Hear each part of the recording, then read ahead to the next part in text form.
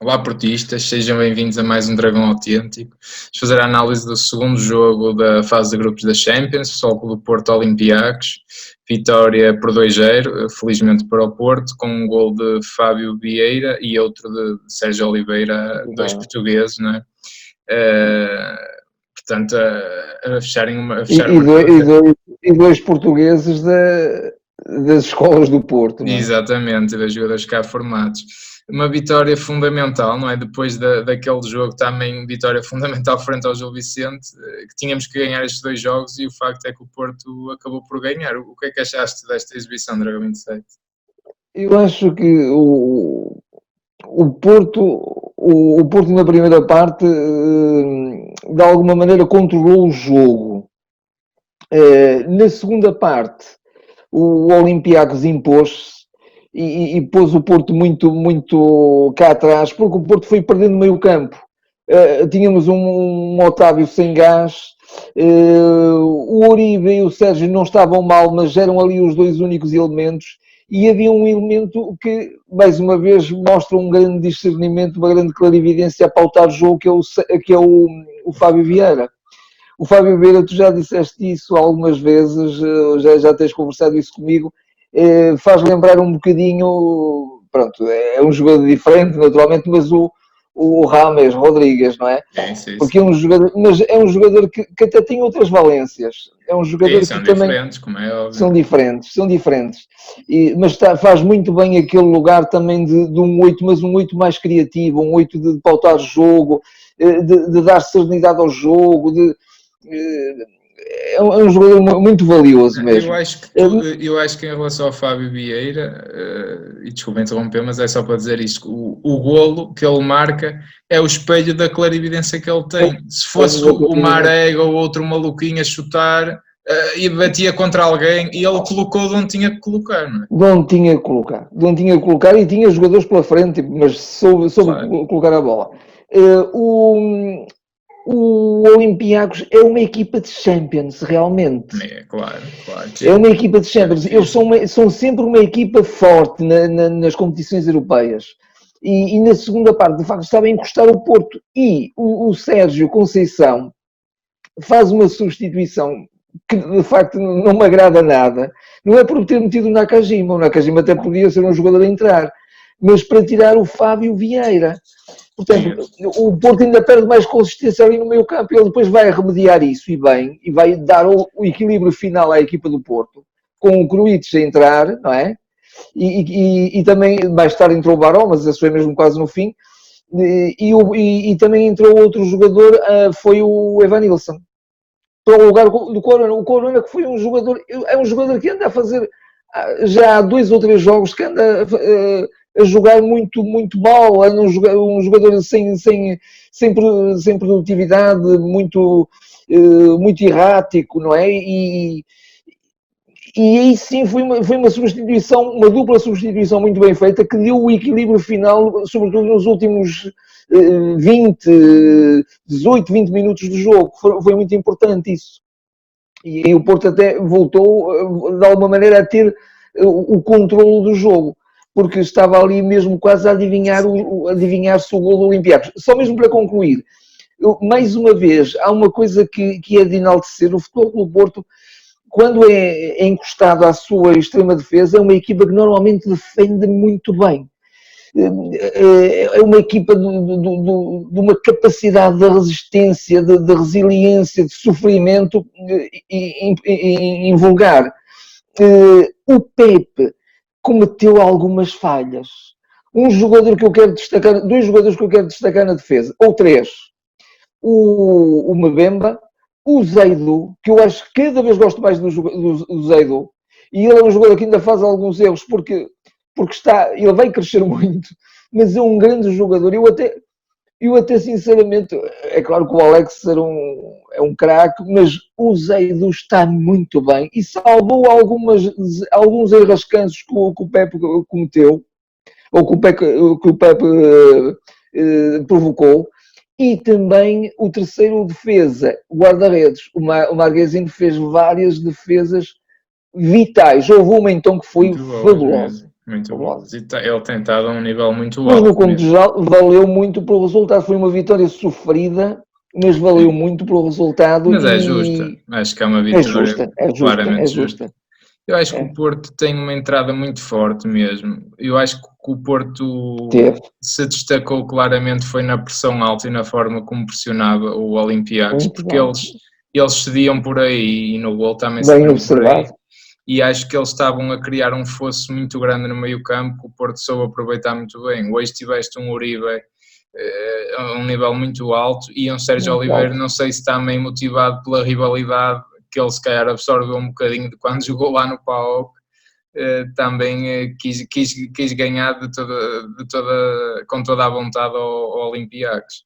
E acho que aí o Porto esteve muito bem.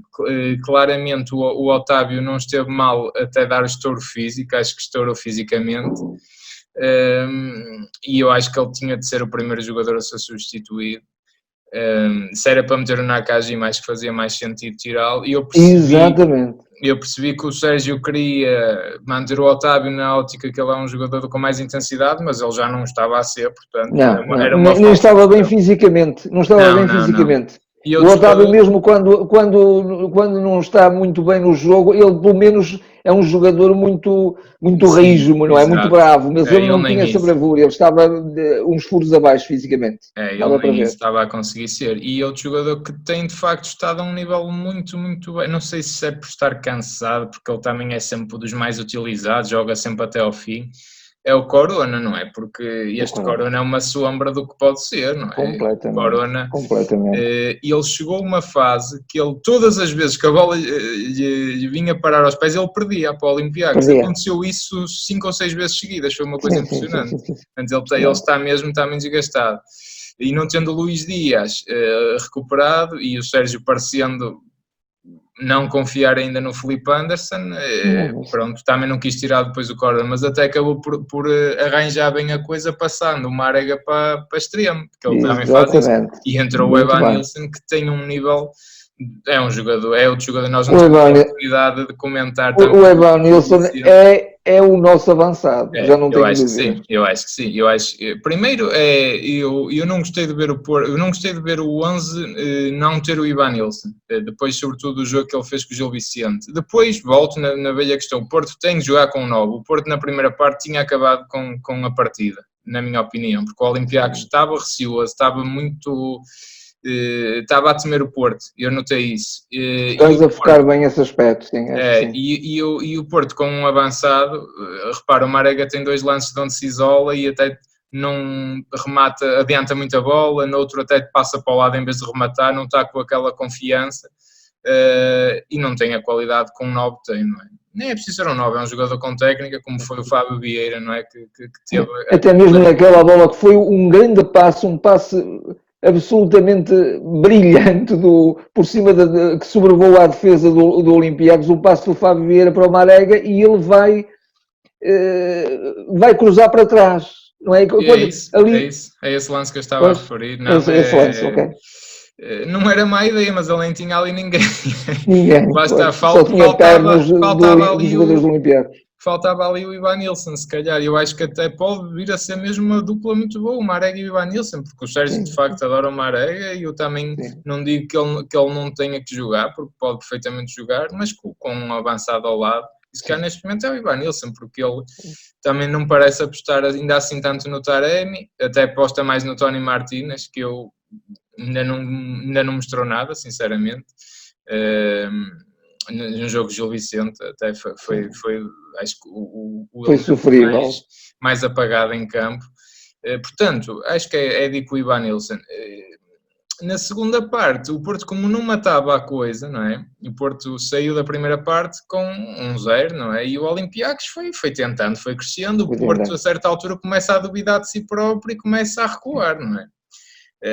E expôs, a verdade é que se expôs a sofrer o empate. Mas havia que fazer aquela mudança, a segunda mudança do Sérgio, exatamente, que reequilibrou o jogo, exatamente, e que permitiu que o Porto viesse outra vez para cima e conseguisse o segundo gol, porque o Porto, a sofrer assim até ao fim, estava mesmo a pôr-se a jeito de sofrer pelo menos o empate. Claramente.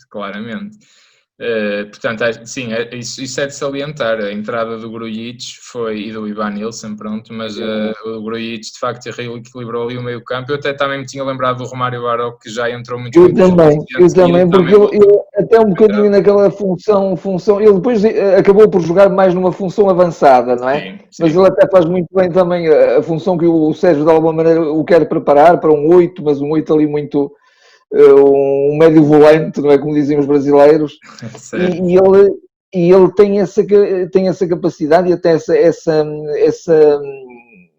digamos, característica físico-motora. Acho que ele está muito bem para esse tipo de jogo. Sim, e o Nakajima entra muito bem também. Inicialmente, coitado, nem tocou na bola porque o Porto não havia jogo para isso. Não havia jogo para isso. Não havia jogo para isso, não. Estava a ser sacrificado ali. Quero salientar o Mbemba. Acho que o Mbemba tem sido o grande defesa na Liga dos Campeões. Já contra o City, ele está soberbo e hoje voltou a estar. Repare, ele tira lá um golo que ele quase que bate contra o poste ainda na primeira parte, de uma tentativa de uma coisa brilhante, sim.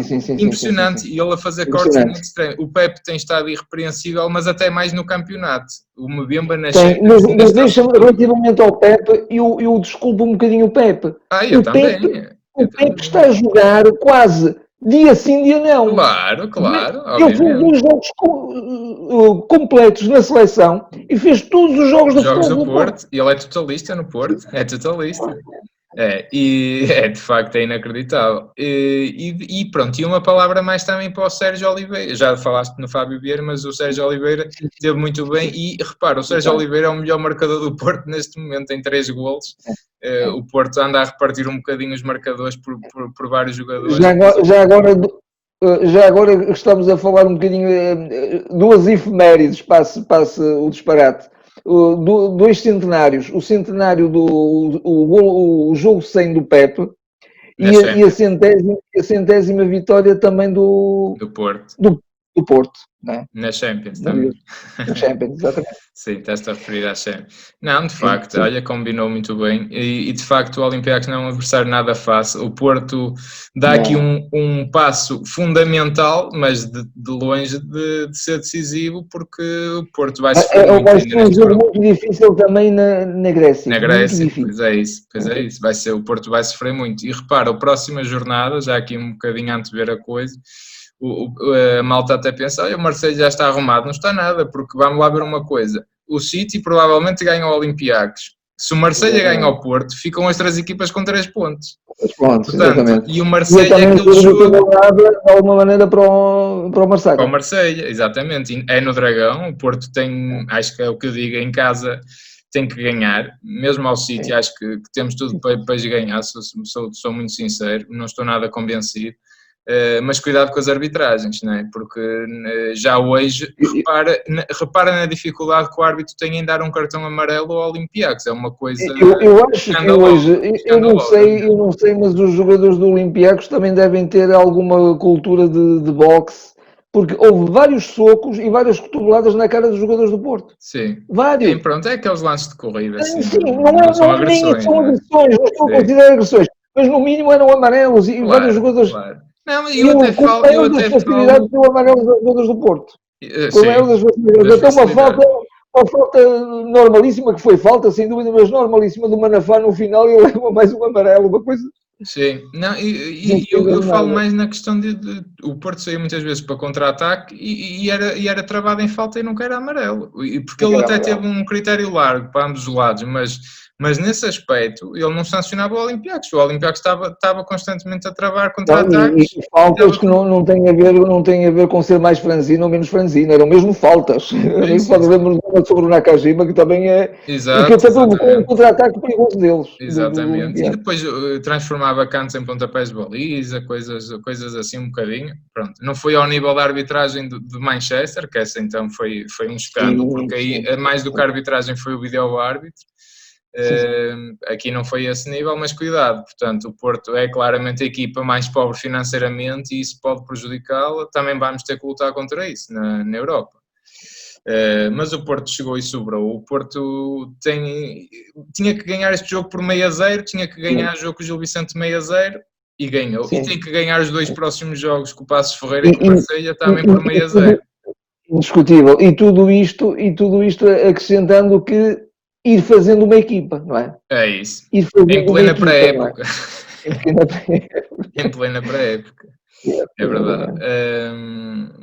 Não, é uma vitória, acho que claramente justa e de uma equipa muito consistente. O Porto está também a ficar mais consistente defensivamente, isso é importante e as equipas constroem-se de trás para a frente, eu aí concordo com o Sérgio.